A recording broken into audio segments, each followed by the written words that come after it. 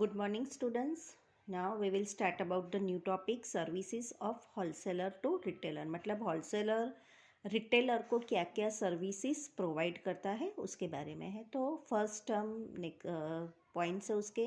First points है goods as per requirement. मतलब goods as per requirement. The wholesaler supplies goods to the retailer in sufficient quantity whenever it is required. Hence retailer has not to store the goods. Okay, तो यहाँ पे क्या बताया गया है कि मतलब जो भी होलसेलर को रिटेलर को ये फ़ायदा देता है कि उनको जितने रिक्वायरमेंट होती है उतने ही गुड्स उनको देते, कम ज़्यादा नहीं. इसीलिए उसको रिटेलर को स्टोर करने की ज़रूरत नहीं होती. मतलब तुमने जितना होलसेलर तो बहुत बल्क में परचेस करता है, पर मतलब तुमने बल्क में ख़रीदा, मुझे ज़्यादा बल्क में नहीं चाहिए, मुझे 50 या 50-60 पीसेस मुझे दे दो. मेरी शॉप छोटी सी है, मुझे जितनी रिक्वायरमेंट है उसी के हिसाब से आप मुझे दे दो. होलसेलर को मना नहीं करेगा, होलसेलर उसके रिक्वायरमेंट के हिसाब से उसको गुड्स देगा. ओके, सेकंड है goods on credit. The wholesaler sells the goods on credit to the retailer, hence they can carry out more business with less capital. मतलब ये होलसेलर रिटेलर को क्या फ़ायदा देता है? सबसे अच्छा फ़ायदा ये है कि होलसेलर वो रिटेलर को सामान क्रेडिट पे देता है, मतलब उधार पे देता है. ओके, अगर मेरी शॉप है तो होलसेलर मुझे आके मेरे रिक्वायरमेंट के हिसाब से देगा और दूसरा उधार पे दे सकता है. मैं होलसेलर को कहूँगा मुझे फ़िलहाल 50-100 प्रोडक्ट ही चाहिए, होलसेलर दे देगा और साथ में उधार में मतलब क्रेडिट पे दे देगा.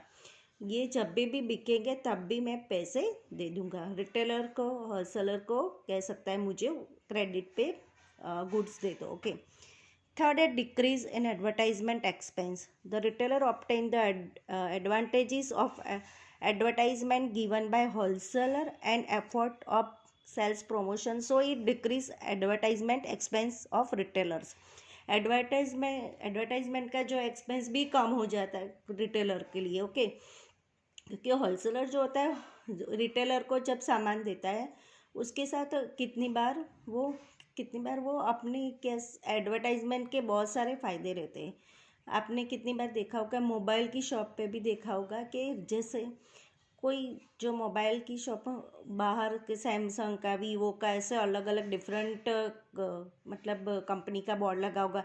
वो बोर्ड कंपनी वाले होलसेलर जो रिटेलर को खुद दे के आते हैं उनकी एडवर्टाइजमेंट के लिए थे, तो इसीलिए वो उसकी एडवर्टाइजमेंट हो जाती है. तो वो मतलब जो एक्सपेंसेस होता है वो रिटेलर को नहीं करना पड़ता है. तो बहुत सारे चीज़ें होलसेलर उसको वो बोर्ड दे देता है या कुछ भी होलसेलर को खर्चा करना पड़ेगा, रिटेलर्स को उसके बेनिफिट्स हो जाते हैं. तो मतलब ये सारी चीज़ें यहाँ पे होती हैं. फिर बाद में है decrease in advertisement, sorry, fourth है रिडिसल्स ऑफ कंप्लेंट्स. मतलब the retailers conveys the complaints to the producer through wholesaler received from the customers regarding goods, and thus wholesaler becomes helpful in the quick redressal. Okay, sorry, redressal है तो okay, मतलब जो भी है, इसीलिए complain को complete करना बोलते हैं. जैसे एज ए कस्टमर होता है, कोई भी कस्टमर कोई प्रोडक्ट खरीदता है तो वो कंप्लेन करने किसके पास जाएगा? रिटेलर के पास. और कोई कस्टमर ने कोई भी केचप की बोतल खरीदी, तो केचप की सॉस की बोतल खरीदी, तो अगर उस बोतल ख़राब निकली तो वो किसे, मतलब प्रोडक्ट ख़राब था तो कस्टमर किसके पास जाएगा? रिटेलर जाएगा. तो वो कंप्लेन रिटेलर्स को करेगा, ये बॉटल ख़राब निकली, मतलब अच्छी नहीं है, तो ये प्रोडक्ट अच्छी नहीं है, मेरे पैसे वापस दे दो. और कस्टमर को उसके पैसे मिल जाएंगे. मतलब वो नुकसान किसको उठाना पड़ेगा? रिटेलर को. बराबर, तो उसको पैसे देने पड़ेंगे, तो वो नुकसान रिटेलर को. तो वो भी रिटेलर को नुकसान नहीं उठाना पड़ता है. वो कस्टमर ख़राब बोतल वापस रिटेलर को दे के जाता है, वही ख़राब बोतल वो रिटेलर होलसेलर को वापस दे देता है कि भाई ये बॉटल ख़राब आई है तो कस्टमर ने वापस किया है, तो आप लेके जाओ और उसके बदले में वापस होलसेलर उसको दे देगा, उसको होलसेलर उसके पैसे वापस दे देगा। बीच में रिटेलर का कोई मतलब लॉसेस नहीं होता है। ओके, मतलब ये नुकसान भी किसको उठाना पड़ता है? होलसेलर को उठाना पड़े। रिड्रेसल का कंप्लेन हो तो वो सामान खराब है कुछ भी है वो रिटेलर को कस्टमर को रिटर्न करेगा। ओके, फिर freedom for risk, the wholesaler gives freedom to retailer from the risk such in wastage, loss to goods, increase और decrease in price etcetera because the wholesaler stores the goods. Okay, मतलब यहाँ पे जो freedom की बात होती है ना, तो यहाँ पे जो होता है फ्रीडम जो होता है फ्रॉम रिस्क का, होलसेलर रिटेलर को ये फ़ायदा देता है, उसे उसके रिस्क के फ्रीडम देता है। रिस्क कौन सा होता है?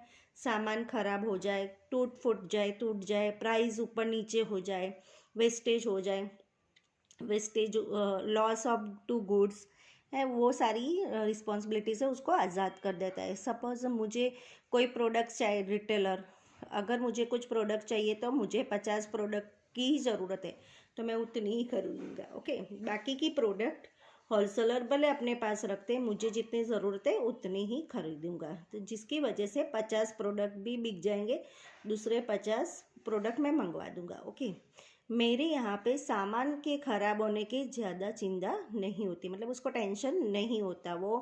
वो तो कम मतलब ज़्यादा नहीं लेता है बल्क में, वो होलसेलर बल्क में देता है तो उसको रिस्क उठाना पड़ता है, रिटेलर्स को उठाना नहीं होता है। ओके, फिर होता है guidance, wholesaler give us the advantages of his knowledge and experience to the retailers, particularly he gives the guidance regarding price of goods it use and sell। मतलब होलसेलर को जो रिटेलर को कोई भी प्रोडक्ट देता है उसके हिसाब से, उसके रिक्वायरमेंट के हिसाब से गाइडेंस भी देता है ना।